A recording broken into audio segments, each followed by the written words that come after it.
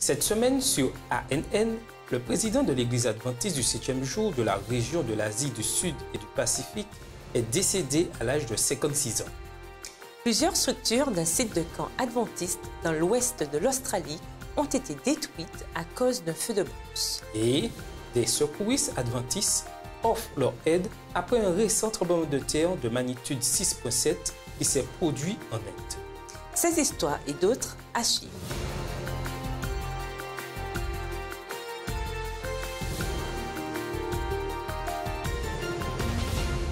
Vous êtes sur ANN, une émission de l'Église adventiste du 7e jour. Merci beaucoup de nous suivre cette semaine. Leonardo R. Azoy, président de l'Église adventiste de la division d'Asie-Pacifique Sud, est mort le 12 janvier 2016 au Centre médical adventiste de Manille, Philippines, de complications dues au syndrome myélodysplasique. En cas de SMD, maladie rare des os, la moelle osseuse est incapable de produire des cellules sanguines saines.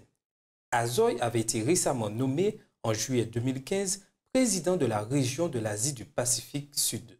Né le 18 novembre 1959, Azoy a grandi à Mindanao, au sud des Philippines. Il fut diplômé en théologie à Mountain View College en 1983. Azoy a dédié sa vie à la dénomination en occupant différents postes à tous les niveaux de l'Église. En 2007, il accepta l'appel à servir en tant que responsable du département de l'école du sabbat et des ministères personnels de la région de l'Asie du Pacifique Sud. De 2011 à juillet 2015, il était le président de l'Église adventiste de la région du sud des Philippines. Sous son mandat dynamique, les programmes d'évangélisation et les programmes pratiques pour les membres ont pris de l'essor. Sur sa page Facebook, Ted Wilson, président de l'Église adventiste du 7e jour, a dit, je cite, « Pasteur Azoy était un promoteur dynamique et un fervent partisan de l'évangélisation.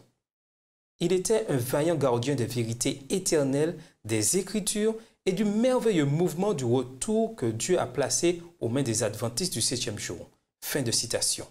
À chaque fois que l'Église du sud des Philippines présentait le rapport annuel de leur département à la fin de l'année, les rapports arrivaient habituellement sous la forme vidéo et finissaient toujours avec une touche créative. Donc, pour rendre hommage à l'héritage dynamique d'Azoy, nous vous présentons un extrait du reportage avec Leonardo Azoy qui chante Victory on Jesus, comprenez Victoire en Jésus, avec deux dirigeants d'église. I heard an old story, how a Savior came from glory. How he gave his life on Calvary to save a wretch like me. I heard about his groaning, of his precious blood's atoning.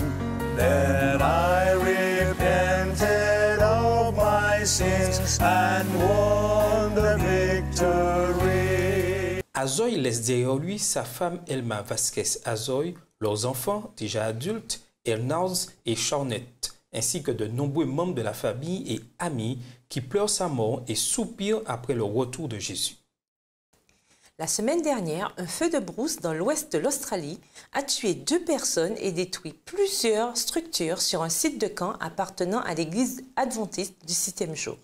Toutes les cabanes sauf une du camp Logbrook appartenant à notre dénomination faisaient partie des 140 bâtiments de la région détruits lors du feu de brousse de Waruna. Le feu qui a commencé le 6 janvier a brûlé plus de 73 000 hectares et plus de 181 600 acres de terre.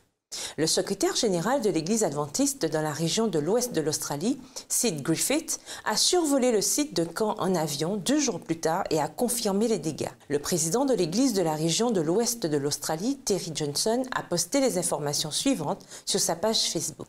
Il dit, je cite, « Assurément, c'est un jour triste, mais ce sont des bâtiments. Tous les souvenirs demeureront. Les bâtiments peuvent être reconstruits. » Pasteur Johnson a exprimé ses condoléances aux familles des 2 hommes âgés de 73 et 77 ans qui furent tués dans les flammes. La ville historique de Yarloop, peuplée de 600 personnes, fut qualifiée de zone de combat avec 128 maisons détruites par le feu. 2 familles adventistes faisaient partie de celles qui ont perdu leur maison dans les flammes. Des milliers de résidents dans la région sont toujours sans courant. L'Agence adventiste du développement et de l'aide humanitaire, ou ADRA, a mis en place une équipe d'intervention d'urgence et travaille avec d'autres organisations humanitaires pour aider à trouver des logements pour ceux qui sont déplacés par les incendies. Un tremblement de terre de magnitude 6,7 a frappé l'Inde au début du mois à la frontière avec le Bangladesh et Myanmar. Le tremblement de terre a tué au moins 9 personnes et en a blessé près de 100. L'impact le plus sévère fut ressenti à Manipur, un État au nord-est de l'Inde.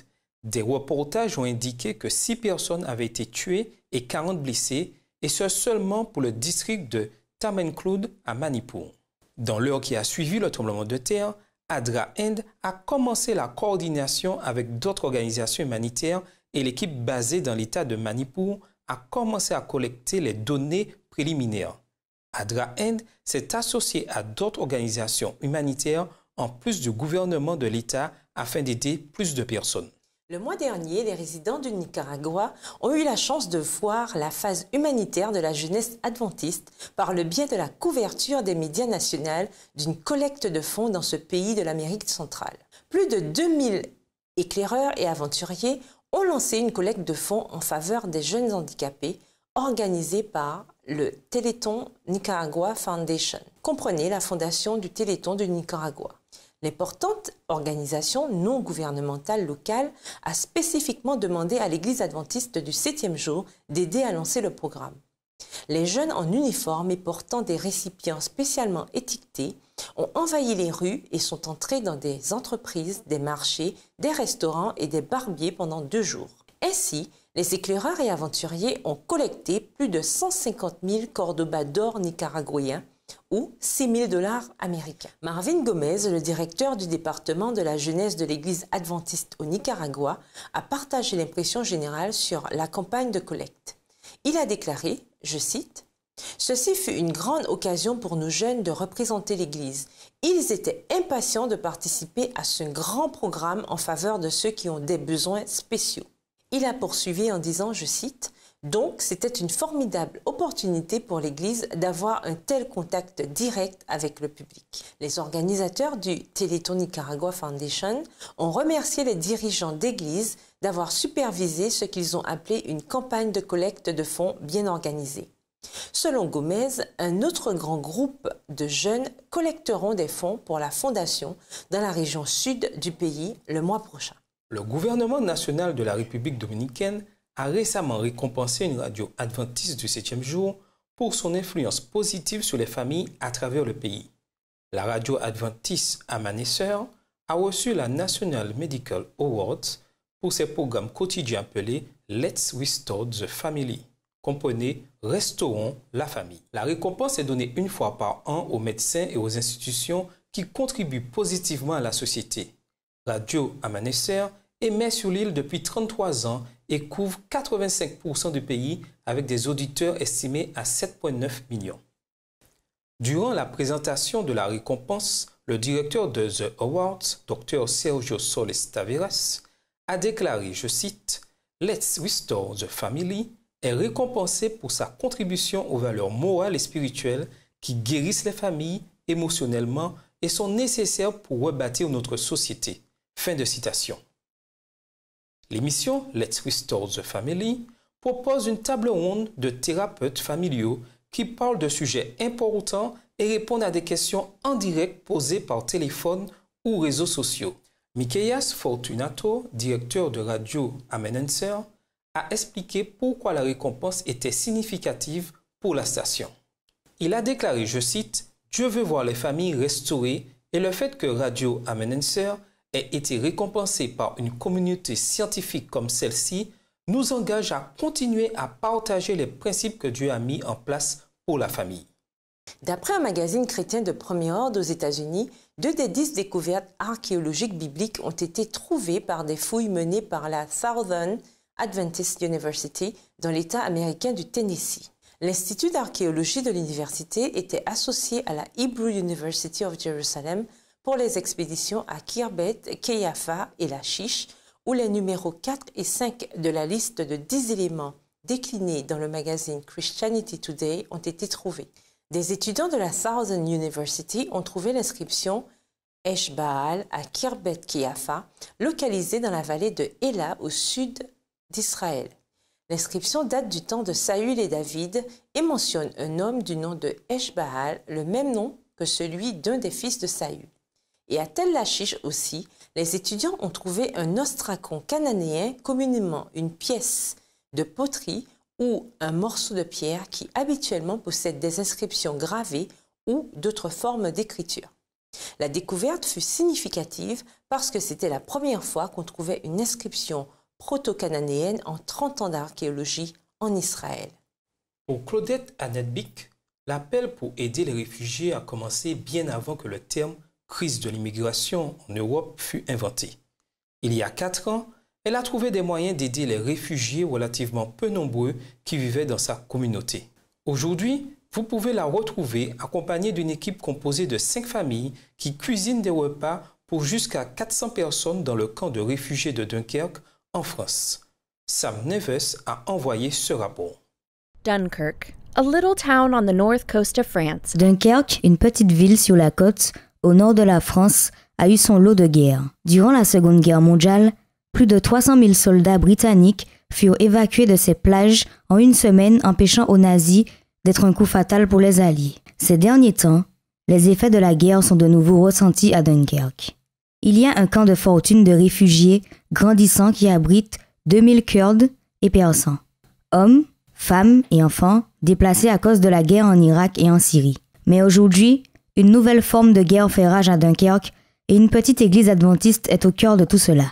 Ceci est une guerre contre la faim, une guerre contre la souffrance et probablement, plus important encore, une guerre contre l'indifférence et l'apathie. Il y a 4 ans, l'église à Dunkerque s'est rendue compte qu'elle devait trouver un moyen pratique d'aimer ses voisins réfugiés. Claudette Annette-Bick a été au cœur du projet. Elle a découvert que le dimanche était un jour difficile pour les réfugiés. Chaque 2 jours, dans la semaine, un réseau d'organisations humanitaires fournissait de la nourriture et des articles, mais rien n'était donné le dimanche. Alors, ADRA a débuté en 2012, au début de l'année 2012, et nous avons commencé à se poser des questions pour savoir comment aider des personnes autour. Donc, nous avons commencé à chercher, j'ai prospecté autour des associations pour voir si, dans la ville de Dunkerque, des gens avaient besoin d'être aidés au niveau de cette organisation. Et nous avons, à force de chercher, j'ai eu contact avec Médecins du Monde qui nous disait que le dimanche, personne n'apportait de repas à des réfugiés qui se trouvaient ici près de Dunkerque. Donc on s'est mis d'accord et on a discuté ensemble avec tous les membres d'église pour savoir si on pouvait faire quelque chose. Donc on a décidé au début d'apporter un peu de gâteau et du thé à ces réfugiés. Et très vite nous nous sommes rendus compte que ce n'était pas suffisant et qu'il fallait vraiment porter un repas chaud, donc un vrai repas le dimanche. Donc nous avons démarré, ADRA a démarré la même année. Et que le fait d'aider les migrants sur Dunkerque, quoi. Ça a débuté en même temps l'ouverture de l'antenne locale d'ADRA et l'ouverture de notre association envers les migrants, quoi, pour les aider. Quand nous avons commencé en 2012, le camp était très petit, il y avait environ entre 40, 50, 60 personnes au début. Après, petit à petit, ça a monté jusqu'à 100, 150, 200, ça a rebaissé. Et là, depuis le mois d'août de cette année, 2014, le nombre a continué à augmenter de 100, 200, 300, 400, 500, jusqu'à 2000 personnes. Parfois, ça descend un petit peu pour certains, parfois, ça remonte par rapport à d'autres. Certaines personnes disent jusqu'à 2800 personnes, mais bien sûr, on ne les compte pas, nous, quand on est sur le terrain. Et les migrants ne restent pas forcément toute la journée sur le camp, ils bougent. Du lever jusqu'au coucher, ils rentrent et ils sortent du camp toute la journée, quoi. Cette petite église à Dunkerque expérimente vraiment le message du bon samaritain. Les membres ont rencontré des gens de différents endroits, différents héritages et différents mondes, mais ils les ont considérés comme des frères et sœurs. Ils savaient qu'ils ne pouvaient compter sur personne pour prendre les devants. Au lieu de cela, ils ont décidé d'être la différence qu'ils veulent voir dans le monde. Un sommet sur le bien-être émotionnel a débuté cette semaine dans l'État américain de la Floride, qui rassemble des professionnels de santé, des responsables du ministère de la Santé, des pasteurs et d'autres personnes qui veulent en savoir plus sur la prévention, le traitement et les stratégies de guérison pour une meilleure santé mentale. Le congrès, qui est sponsorisé par l'Église adventiste du 7e jour, apportera des informations holistiques et basées sur des témoignages qui mettent l'accent sur le rôle des communautés et institutions chrétiennes dans l'amélioration du bien-être mental et émotionnel des personnes et des familles dans la communauté.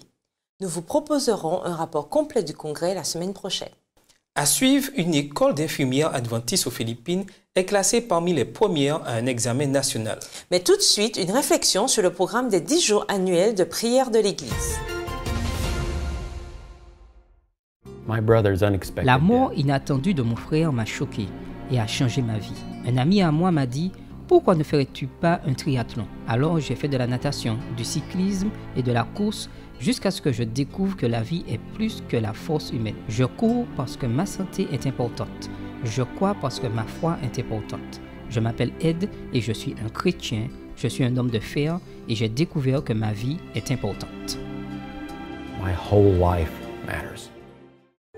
Bonjour, je m'appelle Elena et je suis en train de parler en français. Il y a beaucoup de vidéos très chouettes, mais pas beaucoup sont traduites. Vous pouvez aider. Rejoignez l'équipe de traduction et de sous-titrage de Amara aujourd'hui. Il est facile d'apprendre Amara et c'est amusant. Vous pouvez faire du bénévolat sur votre temps libre. Rejoignez cette communauté aujourd'hui et fournissez du contenu dans votre langue. Nous voilà de retour. Et maintenant, voici des nouvelles de notre Église dans le reste du monde. Le thème des 10 jours de prière annuelle de l'Église adventiste du 7e jour est « Demeurer en Christ ». Depuis le 6 janvier, les adventistes autour du monde passent du temps à prier pour l'effusion du Saint-Esprit. Alors que le programme touche à sa fin, nous avons demandé à Jerry Page, secrétaire de l'association pastorale de l'Église, d'expliquer pourquoi il est important pour les membres de prier collectivement. Je ne peux pas vous donner toutes les raisons de l'importance du programme, mais je peux vous dire que Dieu dit que ça l'est. Et Jésus a dit ces mots. Ce petit fascicule, prier pour l'appui de la saison, expose la raison et la méthode pour conduire le programme. Jésus a dit, « Je vous dis encore que si deux d'entre vous s'accordent sur la terre à demander quoi que ce soit, ils l'obtiendront de mon Père qui est aux cieux. Car où il y a 2 ou 3 personnes assemblées en mon nom, je suis là au milieu d'elles. » Et il y a une autre citation d'Ellen White qui dit les mots suivants. Il y a encore plus de puissance dans la prière collective que dans la prière individuelle. Vous savez pourquoi? À cause de l'unité de cœur et notre amour pour Dieu et les uns pour les autres. Il y a cette unité qui réjouit le Seigneur. Il peut faire plus de choses. Quand nous lisons à travers le livre des Actes et toute la Bible, ce qu'on découvre, c'est que constamment, il y avait des rassemblements. À chaque fois qu'il y avait une crise, la persécution ou une occasion dans le livre des Actes, ils étaient dans la chambre haute. Ils priaient ensemble et cette unité a conduit à la venue du Saint-Esprit. Une école d'infirmiers adventistes aux Philippines a été récemment reconnue meilleure école grâce aux étudiants qui ont passé l'examen pour obtenir leur diplôme d'infirmière le mois dernier. L'école d'infirmières de Mountain View College fut classée 7e meilleure école d'infirmières de la nation avec un taux de réussite de presque 92%. D'après les résultats de l'examen national paru le 8 janvier, 68 des 74 candidates de l'école ont réussi. 5 des infirmières diplômées de MVC se trouvaient parmi les 10 premières du pays. MVC offre régulièrement des révisions sur le campus avant l'examen biannuel. En mai 2015, l'examen qui dure 2 jours est tombé un jour de sabbat. Par conséquent, les étudiantes de MVC choisirent de passer l'examen plus tard, en novembre, et ont eu une période de révision de 6 mois sur le campus. Quand on leur a posé des questions sur d'autres méthodes de préparation à l'examen, le doyen de l'école, Léonina Reino, a parlé d'une cérémonie d'humilité qui ressemble à une cérémonie de communion. Les dirigeants de l'école ont aussi fait une prière spéciale avant que les candidates ne se dirigent vers le centre d'examen.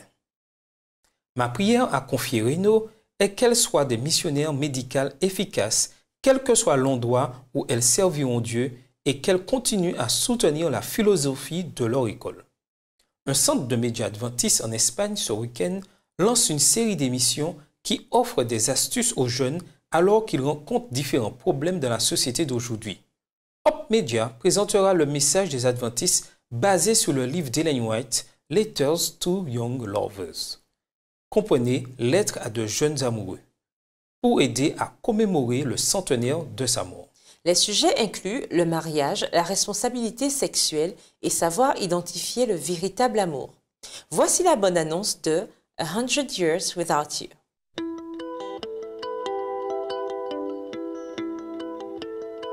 L'amour est une de ces choses dont nous parlons et entendons souvent parler, parfois sans même vraiment le comprendre. En lisant la Bible, je suis tombée sur des versets et des poèmes qui illustrent l'amour comme étant un principe important et sacré en quelque chose que Dieu lui-même a créé. N'est-il pas vrai que si nous suivons Jésus et le laissons être notre plus grande influence, notre amour pourrait ressembler plus au sien? Seulement, en étant unis à Dieu quand le moment viendra, il nous montrera ce qu'il y a de meilleur pour nous, la voie pour être vraiment heureux.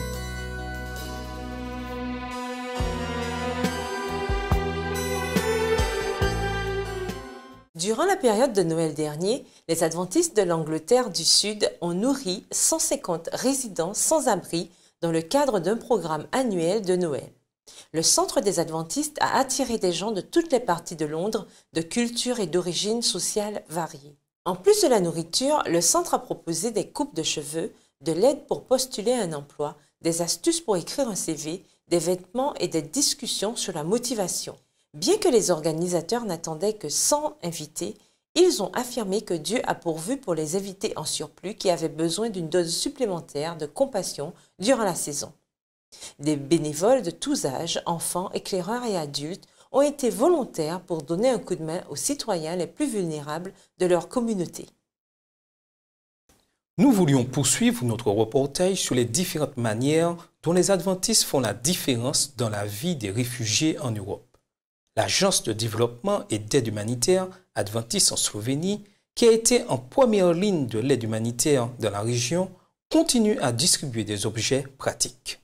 Des travailleurs humanitaires ont récemment commencé une large distribution de biberons et de nourriture pour bébés. Adra Mercedoine a aussi distribué des articles pour les familles voyageant avec des bébés et des petits-enfants. Des travailleurs humanitaires ont fourni des porte-bébés pour assister les parents alors qu'ils traversent le continent. Et pour finir dans les nouvelles cette semaine, un membre de l'Église adventiste du 7e jour au Brésil a récemment été reconnu comme étant un merveilleux citoyen pour sa contribution à sa ville. Pasteur Patrick Marlon Chavez Ferreira a été élu citoyen de la ville de São José do Vale do Rio Preto. Le gagnant du titre est choisi par un conseil composé des autorités du bureau du maire. Le candidat pour la récompense doit être un citoyen qui, d'une certaine manière, contribue au développement de la ville. Ferreira fut récompensé pour le temps que ces deux églises ont passé à aider les résidents de leur communauté quand il en était responsable. La récompense donnée au pasteur fut aussi une reconnaissance du message des adventistes et du travail de l'Église dans la région. Ferreira a déclaré, je cite, « Durant la cérémonie, les autorités actuelles m'ont dit que maintenant, ils voyaient l'Église adventiste différemment, comme une dénomination qui se soucie de la communauté. » Nous serons de retour dans quelques minutes pour nos rubriques hebdomadaires. J'étais avec quelques collègues l'autre jour et nous avons rencontré un procureur de la ville de Brooklyn à New York. Il nous a parlé d'un programme intitulé Redirect, changer de direction, qui aide les jeunes qui ont des problèmes avec la justice à changer, réformer leur vie et retourner dans la société en étant une nouvelle personne. Saviez-vous que Jésus est notre avocat et notre juge dans le tribunal céleste? Après la mort et la résurrection de Jésus, Jésus a vu Marie à la tombe et quand elle l'a reconnue, il l'a attrapée et serrée dans ses bras. Il lui a même dit « Ne me touche pas car je ne suis pas encore monté vers mon Père ». Jésus a été l'ultime sacrifice Il a expié nos péchés en cas de repentance. Il est retourné au ciel et son sacrifice a été accepté par Dieu le Père. Puis il a pris le rôle de grand prêtre dans le sanctuaire céleste pour donner à tous sur terre la chance d'être sauvés.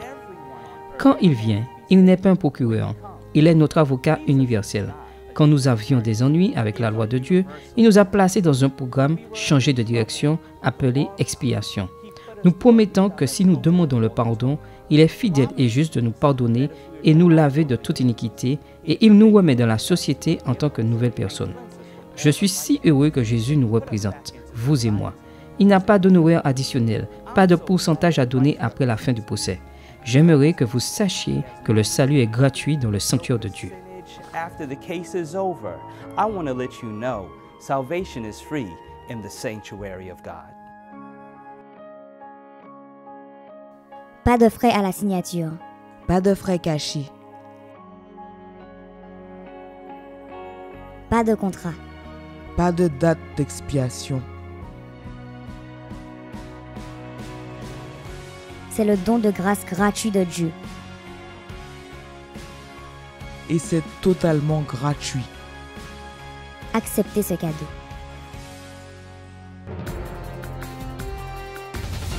Nous revoilà. La nouvelle émission de l'Université de Loma Linda, Leavitt, est en plein essor. L'épisode de cette semaine parle des sacs de course réutilisables. Bien qu'ils soient géniaux pour l'environnement, vous êtes peut-être en train de porter plus que des courses dans votre sac. Regardez.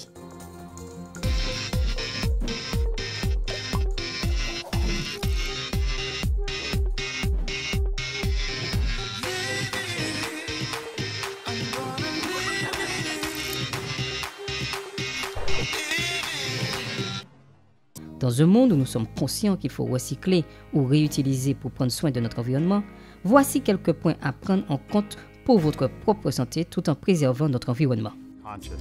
That's right. Take reusable grocery bags. Bien qu'ils soient géniaux pour l'environnement, vous êtes peut-être en train de porter plus que des courses dans votre sac. Les chercheurs à l'Université de médecine de Loma Linda ont découvert que presque tous les sacs réutilisables contenaient des bactéries.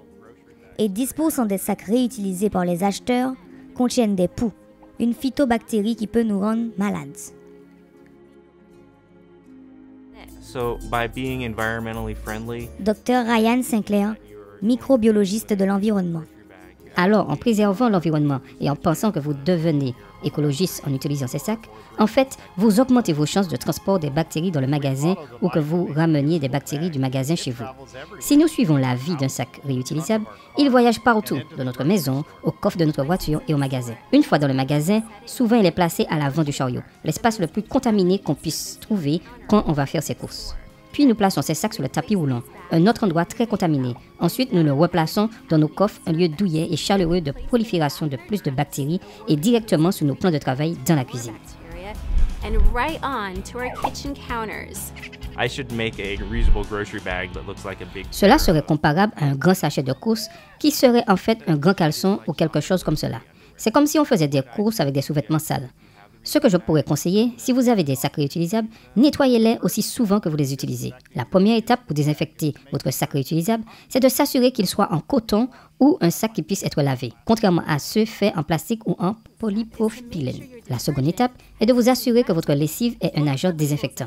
Cherchez sur l'emballage l'indication de la présence d'acide peracétique ou d'oxycline.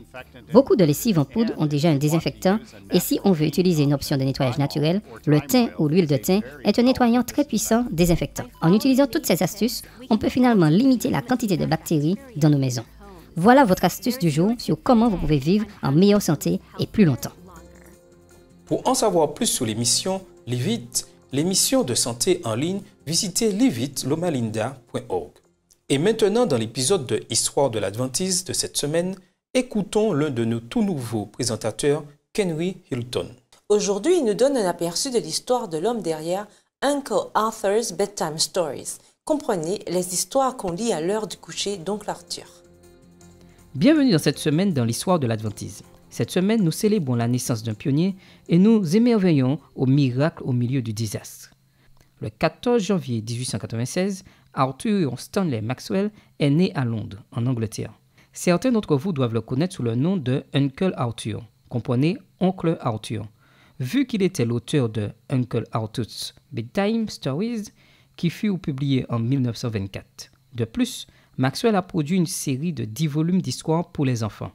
Ces livres ont donné un autre cachet aux histoires de la Bible pour les enfants du monde entier. En écrivant les Bedtime Stories, la motivation de Maxwell était de développer chez les enfants la même foi authentique en Dieu qui a caractérisé sa propre vie.